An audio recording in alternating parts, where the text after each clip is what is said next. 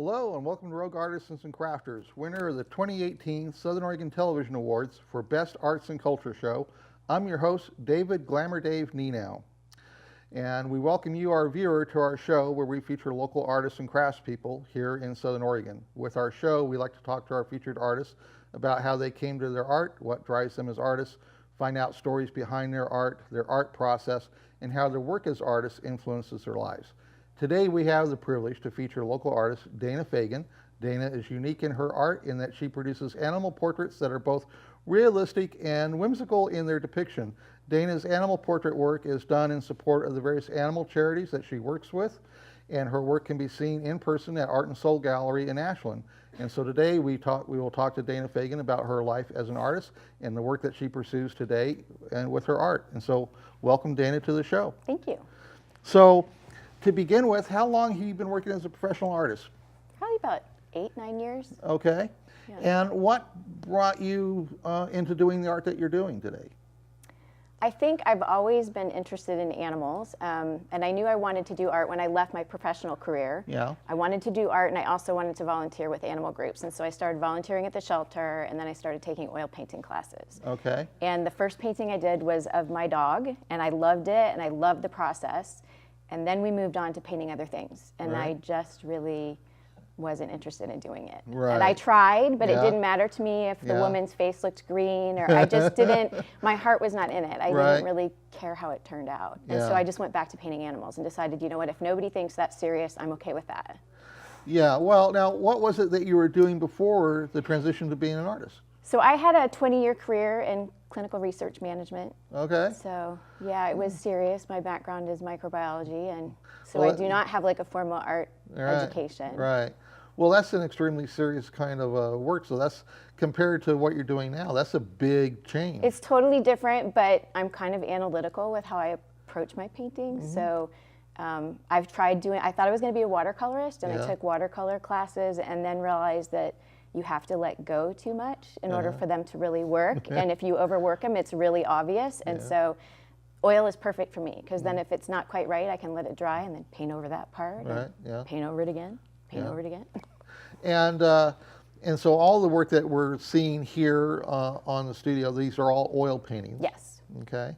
And, you know, it's the thing that strikes me, having found your work a while back as I was researching artists for the show, is that you're depicting the animals realistically, but they all have a bit of a whimsical expression in a lot of them that comes across and just makes you smile. I mean, it Hopefully, that's the goal. Yeah, I find it extremely cool. I mean, I like to look for, I paint from photographs. A lot of them I take myself. I know a lot of the animals. Sometimes I can find like a copyright-free photograph that I can work from. And then I crop them in ways that I think make them a little more interesting. And sometimes I'll think, oh, it just needs to be like the animal with nothing other than like a solid color background, and then it just doesn't really do it. And then I start adding stuff in. Well, yeah, that's another thing that comes across in a lot of your work, is that the backgrounds have a bit of whimsy to them in terms of some whimsical kind of an object that's just kind of floating there as well. And so the elements together, you know, really, they just all grab your attention. I like to hear that, because that's my intent. Like the one that I did of Jack, he was a foster failure of mine, so he's actually now one of my rabbits. I wanted to paint him, but then when I painted him, I'm like, well, you know, he looks like he's expecting something, but it just looks plain. And so he kind of is the life of the party. And so I'm like, well, let's put little bubbles in the background, and then he looks, you know, it adds to it. Yeah. It's, you know, some of your portraits, I mean, they're like, you know, real close-up kinds of portraits. The kinds of portraits that I would see being done photographically. You know, I mean, like the painting behind you, the pig. What's his name? He doesn't have, well, the name of the title of the painting is Mr. Magoo. Okay. And he started out, it was just, I worked from a picture of a pig in a pasture. and it was the whole body, and I just decided I wanted to crop it a little bit, and then it was not very exciting, and I always thought it would be fun to do like a monocle on a pig. It didn't really work, and so it turned into glasses, and then all I could think about was the Mr. Magoo cartoon. So, yeah. Well, you know, I look at that, and, you know, it's a close-up kind of a portrait. It's the kind of a portrait that I would have shot as a photographer, but instead it's an animal portrait, and it's just and the expression that comes across is just it just brings a smile to my face. It's just, and that happens with a lot of your work. It's just, you know, it's a cool thing to see consistently, and it's one of the reasons why. You know, I knew at some point I had to try and get you on the show because your work is so singularly unique in its theme and the style of what you're doing. Yeah. Now, you're involved with a lot of the local animal charities and animal groups. So let's talk about the ones that you're involved with. So I've done paintings of Equimor horses before, and I've done some paintings of their horses, and then when they sell, the money goes to them. Right. And then I also do stuff with the animal shelter, the Jackson County Animal Shelter and Friends of the Animal Shelter, and have been on the invitations for their big fundraiser for the last 4 years. This year they're not having any animal art on the invitation for their big fundraiser. And then also Sanctuary One. Right. My other show, Gems of the Road Valley, is a show where I've visited the Equimor people with the idea that we would feature them at some point on my other show, and Sanctuary One is also on my list of subjects to eventually do a feature on for Gems of the Road Valley, because that show we like to give features to organizations and groups doing positive things around the valley, and my co-host and I felt like both those organizations would be great features to invite onto the show. So, being that you're connected to both of them, you know, I'm quite sure that at some point later in the year, my co-host and I will ring you up and say we want to do shows on both those organizations. Yeah, with Equimor, the stuff that I did is a couple years old, but with Sanctuary One, I'm still very involved. I'm on the board there and volunteer. Yeah, well, I've yet to make it out to the Sanctuary One that's on my visit list. So you definitely have to come out for a tour. Yeah, we'll definitely do like that. This is Lennon, which is one of the baby calves that we have there right now. Right, okay. That was a rescue from the dairy industry. So we have 2 little boy calves that are several months old, and they're super cute. All right. Now, Sanctuary One, what are all the kinds of animals that you rescue in that organization? So we don't actually do, Sanctuary One doesn't really do rescue itself. Right. We bring in animals that have been rescued either been brought in by law enforcement or come through other rescues. And so we provide like a place for them to be forever if they don't ever get adopted, or if they get adopted, it's like a temporary place for them to be. Okay. And so we're like really one of the, I think the only place around here that will take in like cows and goats and pigs, and in addition to, we also have some dogs and cats and rabbits. Right, okay. Well, we happen to have a selection of your work to talk about. So if the control room could bring up those images, and we'll begin to kind of talk about the various pieces. Yeah, so this is, I don't know this cow. This is a copyright-free image that I worked with from this, and this is my biggest animal painting to date. This one is 3 feet by 3 feet, and it's in my kitchen right now. I'm not sure I'm gonna, it's been at the gallery before, but it hasn't gone back because I'm really enjoying looking at this cow every day. Okay, let's go on to the next. This is a potbelly pig that was at Sanctuary One. I took pictures when he was still in like the little holding area in the barn, and then I went back to get better pictures where there wasn't all of this stuff in front of his face, and he'd been adopted. So this one is Cartman, and he now is in a home, you know, in the area, and he's not at Sanctuary One anymore. Okay, let's go on to the next. This is an Equimor horse. This is Chaps. Okay. And this is, well, as I said, that the other one, 3 feet by 3 feet, was my biggest one. This one is 4 feet by 2 feet. So it's a different dimension. But this one's interesting. I actually thought that I was going to paint it much smaller. But when I went I was at the art center at the time. I had a studio there, and I went to get the canvas, and the only one that they had that was the right proportions was 2 feet by 4 feet. And I thought it's going to be either really interesting or creepy, but it's kind of interesting. I get a lot of feedback about that painting when I hang it. Yeah. Yeah. Okay. Let's go on to the next. This one is, and wow, the colors on this on the screen are almost blinding. It doesn't really quite look that way in person. This is Chicken Little, and this is a painting from a photograph I found of like only half of the chicken's face, so I kind of had to make up the other part. But I just loved like the kind of crazy look. Well, yeah, it comes across in the eyes extremely well. Like had. this is one crazy chicken. Yeah. Yeah, it's funny. It's I just love it. Let's go on to the next. Yeah, this is Theo. This is actually a friend's cat, and Ashland. He was the Ashland Creek Press general manager. He had that official role, and he was not known for like being overly friendly. He was kind of snarky a little bit, and so I painted. This is a tiny painting. This one was just 8 inches by 8 inches, and he's not around any longer, but his painting still is. His painting is still in their house, but. I like that one a lot. Yeah. Let's go on to the next. And this one was a commission. This is Bella. This one was done about 2 years ago. Okay. And let's go on to the next. And this is Flower Girl. This was a coworker's dog who was the flower girl in her wedding, and she had professional photographs taken, and then the photographer let me paint from her photographs. Okay. So. As with everything, like the better the quality, the reference you have, That's the easier it is to get a really good painting. Okay, and is there any more? Yeah, there we go. Now this is Winkin. No, this is actually Freddie from Sanctuary One. Okay. He's an ambassador goat there. All right, and then let's go on to the next. Yeah, this is Nacho. He was at Sanctuary One. He was raised with a bunch of dogs, and then that didn't work very well when he got bigger, and so he came to us through Farm Sanctuary. Okay. Let's go on to the next. That's Nell. She's one of my foster failure rabbits that I now own. Okay.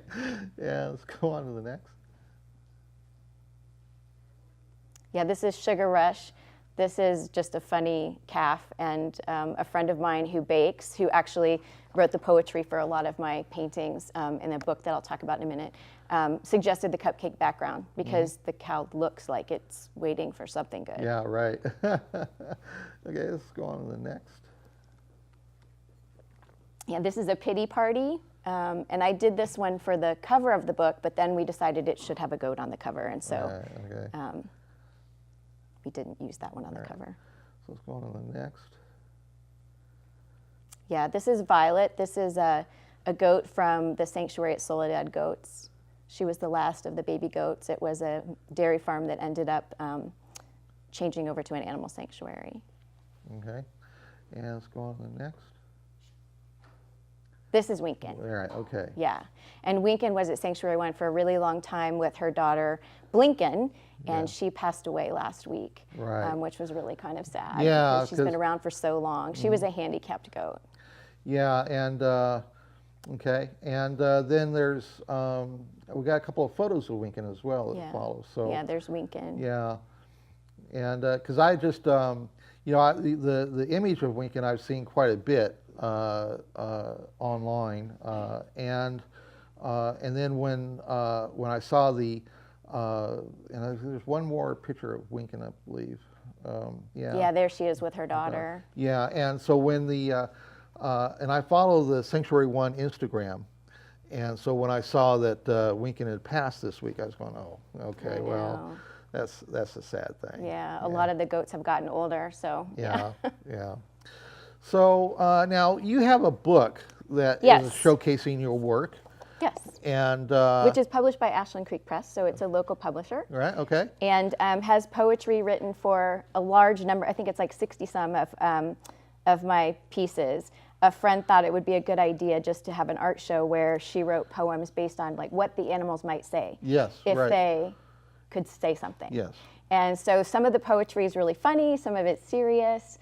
It's just a really nice mix of text that goes with my paintings. I think it makes it a lot more entertaining. Yeah. And so where can people People find can buy this at Art and Soul Gallery. They can also buy it on my website. It's at the Sanctuary One gift shop.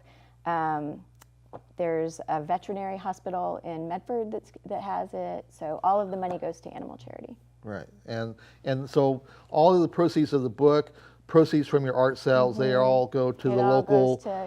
Yeah, so like if I sell a painting that's of a Sanctuary One animal, the money goes to them. Right. If it's an Equimore animal, the money goes to them. Right. If it's a random animal, I just kind of decide who gets it. Right. Okay. Yeah. And what's the price for the for this the book? is $25 for the book. Okay. Yes. And now, in general, what's the general price range for your art? The littler ones are like around $500. For like a 16 by 20, it's about $1,000. So the bigger ones are, like 2,100, like the 3 feet by 3 feet, and And now, those are prices for the originals. The originals. I also sell prints. Right. I have greeting cards also. Okay. So And so, what's the price range on the prints, and what sizes are the prints? pretty much any size. I mean, I have some that are on 11 by 14 paper that have a large white margin and like a 4 by 6 image. Those are $35. So. Okay. And then so you got the prints. So you got postcards. I have cards, greeting cards that have a postcard on them that you can take off and send to someone. Okay. And there now, in typical, what's the time that you invest in producing a piece? I mean, generally, are you? It depends. I always start out thinking that this next painting is going to be the fastest one I've ever done, because it's very exciting when I start, and then it's like they all kind of go through this, well, that's not really what I thought it was going to look like phase. And sometimes they take a lot longer than I would expect. So it's hard to say. I work on a lot at the same time and let them dry in between. Probably the one of Jack was the fastest one I painted, and I don't paint like every single day because I do a lot of stuff with my own animals and the shelter and stuff and Sanctuary One, but I think I finished him in maybe 3 weeks. Oh, okay. But on and off. I try not to count the hours. I really don't want to know. Yeah. Because I only, the price is what it is based on the size, not based on how long it takes me to do it. Yeah, right. And you're painting on typical, just regular canvas? Yeah, I paint on canvas. Yeah. I've tried linen. I don't know. I don't like it. I know a lot of people love linen, but just regular canvas. Yeah. And which oils are you typically? Mostly Gamblin. Yeah. And what brushes are you typically using? I've switched recently, and I only know what they look like. I don't know what brand they are. Well, that's all right. Yeah. Yeah. They have a white handle and black bristles. They're synthetic. Yeah. Yeah. There are now. Right now, I know that your art's being seen at Art and Soul Gallery. Are there other galleries that are also representing your work? I have some stuff at Sanctuary One. It's mostly prints and things like that. Land of Paws, the groomer in Ashland, has some framed prints that have been there for a while. And I haven't really kind of ventured out farther yet. So, right. Okay. Yeah. And in terms of being able to learn about your work online, people. Yeah, it's danafeagin.com. I also have an Etsy shop where people can order cards and prints. And I also have Instagram and Facebook, Dana Feagin Art.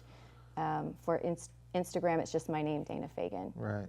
There's also a lot of photographs of my own animals on those pages. And we want to make sure that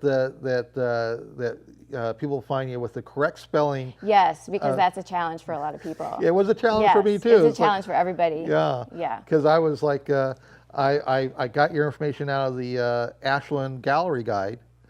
And Hopefully it's not spelled wrong there. Well, I'll have to double check. I hope not. Because it looked like I was writing it down the way I was seeing it in the gallery guide, and then I was like not being able to bring up your website, and I was trying to send you an email, and it wasn't like it was bouncing back, and then I called you, and then it's like, okay, we'll make sure I was getting the right spelling, and then everything Right. worked. Yeah, And it is Feagin Yes. instead of, yeah, it gets yeah. turned around. So make a point, make sure you get the correct spelling. There,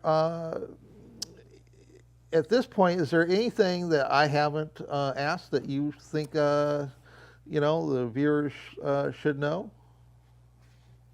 No, not that I can think of. I do commissions. I think I mentioned that when I was showing some of the Right, so commissions. in terms of commissions, people want to have an animal portrait done, their portrait. What's like the process to get that started? Either people will come to me and they have pictures that they love and they'll send them to me and I'll look and see what I can do with them, and I may send them several different examples of how I would crop them to give them Right. a feel for what it would look like on the canvas. And or I can actually, if they're local, come out and take pictures of their animal. Okay. Now, in terms of the book, who's the woman, the Ashland Creek Press is Ashland the Creek publisher. Press is the publisher, and Kat who's- Von Cupcake is my friend that wrote all the poetry for it. Okay. Yeah, we actually met through my art. She saw it at the breadboard when I was doing a short show, and yeah. Okay. Well, let's put that back. Let's post that back up. Hold that Okay. back where I don't know which camera's on the. Okay, which. Yeah. Where am I pointing it? Yeah. So right there. So Oh, straight ahead. Yeah. Okay. So Yeah. that's the book, and that's $25. It is, yeah. And And all the money goes to animal charity. yeah, that's great. Yeah, I was looking at the book when I was at Art and Soul Gallery just last week, and looking it over again, and it's a beautiful book. And so It's fun. It was a fun project to do. A really fun project to do. And I was surprised by some of the poems because I didn't see them until after some of them were ready to be put into the book, and some of them were really entertaining to me to see what she came up with for the painting. okay. And just thinking here, is there? We're coming close to the end of the show. What's the general price range on the commission process? If someone, It's about the same as it is for a painting that I've done. They're just not framed. Okay. So people normally like to pick their own frames. All the information is on my website. There's a commission section. right? And if people have any questions, they can also contact me through my website. Okay. And in the course of a year, I mean, how active are you on the paintings? I mean, are you? Well, I was really active up until this past year, and then I've been working on my dad's estate, which sucked away a lot of time. And so I am now kind of getting back in the studio, which feels good. And I've finished 3 paintings in the last 2 months, so I feel good about that. Yeah. Yeah, All right. it feels good to be kind of back. Yeah, yeah. And then if people want to provide assistance to your to the local charities that you're working with, then it's going to be the Equimor Equimor, course, Friends of Foundation. the Animal Shelter, Sanctuary One, and I have donated stuff to Southern Oregon Humane Society, and I'm talking with the Art Center about doing some kind of a fundraiser for them, but I haven't been as involved with them. Okay. All righty. So where are we at? We're coming close on the. Okay. All right. Well, Dana, I really have appreciated you coming on to the show and to talk about your work. You've got a really unique, singular style that is really fun to view. Thank you. Yeah. It's it just, your work just can't help but bring a smile to anyone that looks at and enjoys animals. And from the sound of it, it sounds like you got a lot of pets. Yeah, that's kind of my whole life. So people probably aren't surprised that I have a lot of animals of my own and that I volunteer with animal groups. Yeah. How many animals do you got right now? I have 3 dogs now. I have had up to 5 dogs. We've had a little bit of attrition just to natural aging. And I have 4 rabbits, which was never intended, and they're not breeding amongst themselves. They're all spayed and neutered. Okay. And I have a foster rabbit that just got adopted today. Okay. So All righty. Well, thank you for coming on to the show. thanks for having me. Yeah. And so we've reached the end of our show, Rogue Artisans and Crafters. And we want to thank you at home for joining us and learning about our featured artist, Dana Feagin. We wish to thank Dana for agreeing to come on to the show to discuss her life as an artist and her work. I also want to encourage you, the viewer, to visit Dana's official site at danafeagin.com, along with her official social media pages on Facebook and Instagram and her Etsy store page. And also be sure to make a trip to explore her work in person by visiting Art and Soul Gallery, where her work is featured when you are in Ashland. We also want to thank our crew who have made it possible to put this program together, and to thank RVTV for their wonderful studio facility, which allows us to produce shows such as this one. If you'd like to become a studio producer and create your own public access show, you can contact RVTV to learn how. You can watch this show on Tuesday evenings at 8 p.m. and Thursday evenings at 11:30 p.m. on Channel 15 of the Ashland Home Network, and in the rest of Southern Oregon via charter cable on Channel 182. You can also find all episodes of Rogue Artisans and Crafters at archive.org. You can also visit RVTV online at rvtv.sou.edu to find live streaming of all RVTV shows. You can also follow our show on Facebook by visiting and liking our official show page. Just search for Rogue Artisans and Crafters. So I'm your host, David Glamour Dave Nienow, and we will see you next time. I couldn't see you because